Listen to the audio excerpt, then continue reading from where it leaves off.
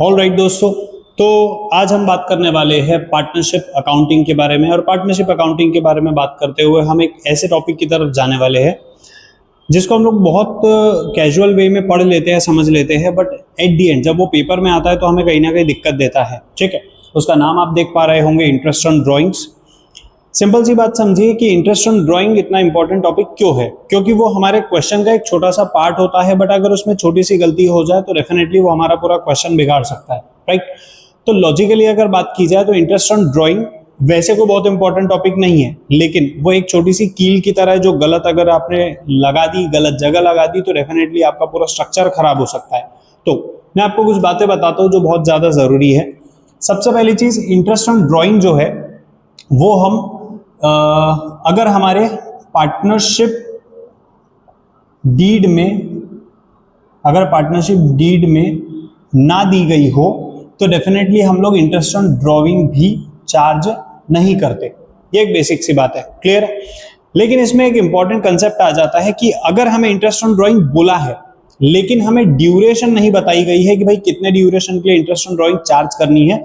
Generally हमें rate provided होता है कि कितने रेट पर हमें चार्ज करना है इंटरेस्ट ऑन ड्राइंग, तो उसके लिए ड्यूरेशन की अगर बात की जाए, ड्यूरेशन इज नॉट गिवन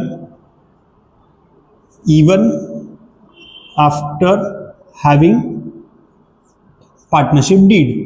तो अगर आपको ड्यूरेशन ना दी गई हो उस वक्त आप लोग क्या करेंगे, उस वक्त आप लोग जनरली चार्ज कर लेंगे 6 मंथ्स का। ठीक है, ओके, 6 मंथ्स का अगर आप क्या कहते हैं इंटरेस्ट चार्ज कर देंगे, इंटरेस्ट ऑन ड्राइंग चार्ज कर देंगे, तो आपका आंसर परफेक्ट बन जाएगा। बट इसमें कुछ केसेस जनरेट होते हैं जहां पर जनरली हम लोगों ने सुना है कि भाई हम कितने महीने का चार्ज करें, कैसे चार्ज करें, स्टार्टिंग ऑफ द मंथ है, मिड ऑफ द मंथ है, एंड ऑफ द मंथ है, फिर क्वार्टर का भी आ जाता है, फिर हाफ ईयरली का भी आ जाता है। तो उस केस में हम चीजों को कैसे दिमाग लगाएंगे, हम ये इसके बारे में बात करने के लिए आज जरूर मिले हैं। तो आपको ये समझना जरूरी है कि if you are talking about the concept interest on drawing, तो हमें इन बातों को जानना बहुत ज्यादा जरूरी है। तो मैं उस चीज पर पहले आगे बढ़ जाता हूं, ज्यादा इंपॉर्टेंट वो है हमारे लिए, तो हम समझते हैं। इंटरेस्ट ऑन ड्राइंग बोला गया है और आपको बोला गया है कि भाई साहब इंटरेस्ट ऑन ड्राइंग चार्ज करना है ऐसी ड्राइंग्स पर जो मंथली विड्रॉ हुई है। राइट, तो मंथली विड्रॉ हो सकती है, तो मंथ में 3 तरीके से वो विड्रॉ हो सकती है। अगर मैं कह रहा हूं मंथली, तो वो स्टार्टिंग में हो सकता है, वो मिड में हो सकता है और वो एंड में हो सकता है। राइट, इस 3 तरीके से हो सकता है। सर इसके अलावा भी और कोई चीज पॉसिबल है क्या? डेफिनेटली पॉसिबल है। तो अगर हम लोगों ने क्वार्टरली बोला तो उसमें क्या हो सकता है, सेम स्टार्टिंग हो सकता है, मिड हो सकता है, एंड हो सकता है। Okay, last but not least half yearly अगर बोला तो उसमें क्या करना होगा सर, इस तरीके से हम लोग स्ट्रक्चर बना सकते हैं। Now the most important thing is कि सर हमने कहीं सुना है कि उसके लिए एक फॉर्मूला भी है। डेफिनेटली फॉर्मूला है, हमें उस पर भी काम करना चाहिए, तो मैं आपको फॉर्मूला बताने का ट्राई करता हूं। Formula is too easy to understand. लिखा कुछ इस तरीके से जाता है, IOD इज इक्वल्स टू, पहले हमें IOD निकालने के लिए उसके मंथ्स जानने होते हैं। ठीक है, तो IOD अगर हमें निकालना है तो हम लोग लिखते हैं drawings multiplied by rate upon 100 multiplied by months upon 12। इस तरीके से हम लोग इंटरेस्ट निकालते हैं। लेकिन ये जो मंथ्स हमको निकालना है वो मंथ्स हम लोग कैसे निकालते हैं, तो मैं आपको बता देता हूं। हम लोग निकालते हैं drawing interest on drawing charging month is equals to, कैसे निकालते हैं, months left after first drawing plus months left after last drawing divided by 2। ठीक है, मैं इस चीज को बांट देता हूं इस तरीके से। तो आप लॉजिकली सोचिए कि ये छोटा सा प्यारा सा फॉर्मूला आपको बता देगा कि भाई साहब कितना मंथ का आपको इंटरेस्ट चार्ज करना है उस ड्राइंग्स पे। ठीक है, बट प्रॉब्लम ये है कि कई बार हम कैलकुलेशन निकालते वक्त कितने मंथ्स बाकी है ये निकालते वक्त हम लोग गड़बड़ कर देते हैं, जिस कारण से हमें समझ में आता है कि नहीं ये फॉर्मूला दिखने में बड़ा आसान है लेकिन एक्चुअल में उतना इजी भी नहीं है। तो मैं आपको कुछ शॉर्ट ट्रिक्स बता देता हूं जो आपको याद रखनी है। एग्जांपल के लिए अगर आपको बोला है starting of the month, monthly drawing से स्टार्टिंग ऑफ द मंथ बोला तो आप चार्ज करेंगे 6.5 मंथ्स का। ओके, एट द एंड में आपको उस फॉर्मूला का यूसेज भी बताऊंगा, लेकिन फिलहाल आप इस तरीके से शॉर्टकट याद रख लीजिए, शॉर्ट नंबर से याद रख लीजिए तो आपको चीजें याद हो जाएगी। मिड ऑफ द मंथ बोला तो सिंपल सी बात है भाई कि हम यहाँ पे चार्ज कर लेंगे 6 मंथ्स का, और एंड ऑफ द मंथ बोला तो हम चार्ज कर लेंगे 5.5 मंथ्स का। सिमिलरली क्वार्टर की अगर मैं बात करूं तो क्वार्टर में अगर हम लोग बात करें तो स्टार्टिंग ऑफ द क्वार्टर है तो 7.5 मंथ्स का। उसके बाद अगर हम मिड में आए तो वापस 6, क्योंकि मिड में हमेशा 6 ही रहेगा, आप परेशान मत होइए उसके लिए।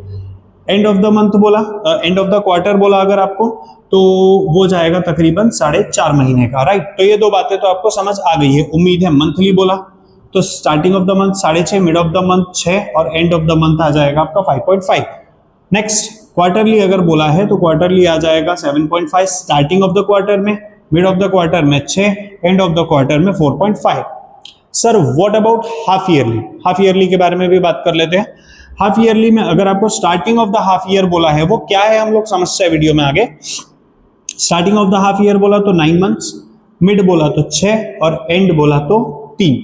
तो ये नंबर्स अगर आप याद रखेंगे तो डेफिनेटली आपको इस फॉर्मूला की मदद से अलग अलग कैलकुलेशंस नहीं करना पड़ेगा, आपको दिक्कत रहेगी भी तो भी आप इस तरीके से चीजों को सॉल्व कर सकते हैं। बट स्टिल अगर हम इस चीज को पर्टिकुलरली सेव कर ले, आप स्क्रीनशॉट लेना चाहे तो ले सकते हैं। पॉइंट मेरा यही है आपको बताने का कि इन नंबर्स के आधार पे आप अपनी कई सारी दिक्कत खत्म कर सकते हैं।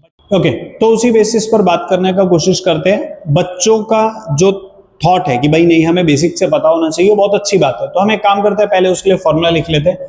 पहले हम मंथ्स निकाल लेते हैं, कितना कब कहाँ कैसे कैलकुलेशन रखना, चार्ज करना, उसके लिए हम लोगों ने एक फॉर्मूला पढ़ा भी है और सुन लेते हैं हम उसके बारे में कि भाई months left after first drawing plus months left after last drawing divided by 2। Okay, इस बेसिस पर अगर आप कैलकुलेशन करते हैं तो आपके लिए फॉर्मूला बहुत एक इजी टास्क क्रिएट कर देगा। लेकिन हमें ऐसा लगता है कि इजी हो जाएगा, बट इतना इजी होता नहीं है। मैं आपको बताता हूं क्यों। क्योंकि एग्जांपल के लिए इसी फॉर्मूला को अगर हम लोग अप्लाई करने की कोशिश करें तो सिंपल कैलकुलेशन ले लेते हैं। Mister A starting of the month में विड्रॉ किया है 5000। ओके, कैलकुलेशन कैसे होगा समझते हैं ध्यान से। मिस्टर ए ने स्टार्टिंग ऑफ द मंथ में ड्रॉ किया है पूरे साल के लिए, हम लोग ऐसा मान के चल रहे हैं 5000 रुपए हर महीना। तो कैलकुलेशन कैसे होगा सर समझते हैं।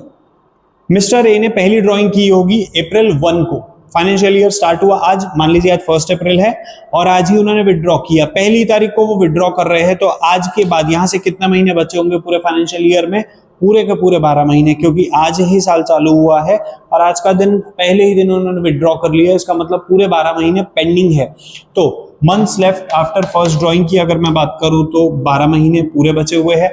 लास्ट ड्राइंग कब करेंगे भाई साहब? लास्ट ड्राइंग करेंगे इसी फाइनेंशियल ईयर के आखिरी महीने में, यानी अप्रैल से चालू हुआ तो अप्रैल, मई, जून, जुलाई, अगस्त, सितंबर, अक्टूबर, नवंबर, दिसंबर, जनवरी, फरवरी एंड मार्च, 12वां महीना। ठीक है, मार्च के स्टार्टिंग में, मार्च के पहले ही दिन विड्रॉ कर लिया उन्होंने। तो मुझे आप सोच समझ कर बताइए कितने मंथ्स बाकी रहे?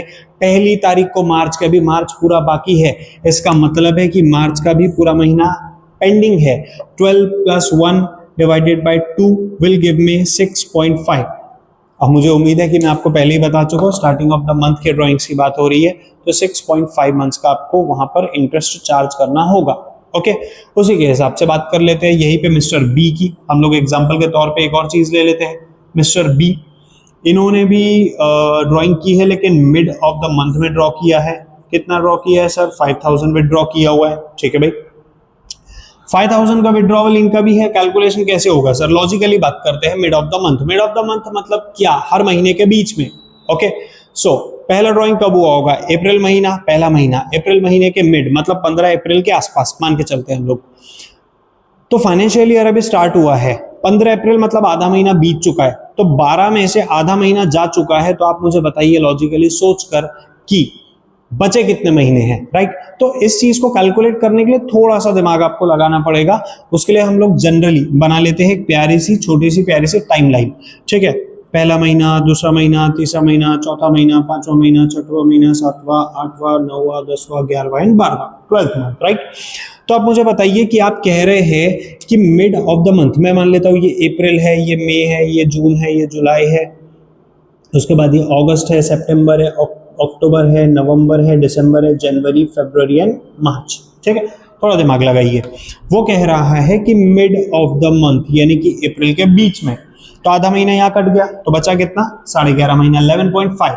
तो इसी तरीके से हम लोग 11.5 महीना मान लेंगे। और लास्ट ड्राइंग कब हुआ होगा, मार्च के मिड में, ठीक है। ये मार्च मंथ चल रहा है, मान के चलते हैं हम लोग यहाँ पर एक कैलकुलेशन काट देते हैं, तो बचा कितना, हाफ मंथ। पॉसिबल है नंबर कैलकुलेशन आगे पीछे, इसमें इग्नोर करिए, बस ये ध्यान रखिए कि ये कट करने के बाद आधा महीना अगर मैं छोड़ दूं तो 11.5 बचना चाहिए, और उसके बाद यहाँ पे बचना चाहिए आधा महीना। क्लियर है। तो यहाँ पे मैं प्लस कर दूंगा कितना, 0.5, तो ये हो जाएगा डिवाइडेड बाय 2, तो 11.5 प्लस 0.5 बन जाएगा कितना, 12, डिवाइड बाय 2 बचेगा कितना, 6। और ये भी मैं आपको पहले ही बता चुका हूं, राइट। तो इसको काउंट कर लेंगे, ज्यादा अच्छा होगा। 1 2 3 4 5 6 7 8 9 10 11 12, राइट। तो ये 12वां महीना जो है, इसके लिए भी अगर आप एक एडिशनल लाइन भी बना देंगे तो ऐसा कोई दिक्कत नहीं है, यहाँ कट कर देंगे तो भी चलेगा। पॉइंट मेरा आपको समझाने का सिर्फ इतना सा है कि पहली ड्राइंग के बाद 11.5 मंथ्स बचे हैं, उसके बाद आपके लिए बचा हुआ आधा महीना, तो दोनों को आपने जोड़ के अपना आंसर निकाल लिया। मैं आपको बस कैलकुलेशन का तरीका बता रहा हूँ, आप इसी को फॉलो कर सकते हैं। And if you are having any doubts, whatever the doubts you are having, you can ask me that thing on your comment section. तो आपको अगर लगता है कि भाई इसमें भी और कैलकुलेशंस बताए जाने चाहिए, तो definitely let me know into the comment section. I will make again a video for quarterly basis and half yearly basis. तब तक के लिए thank you so much. See you again.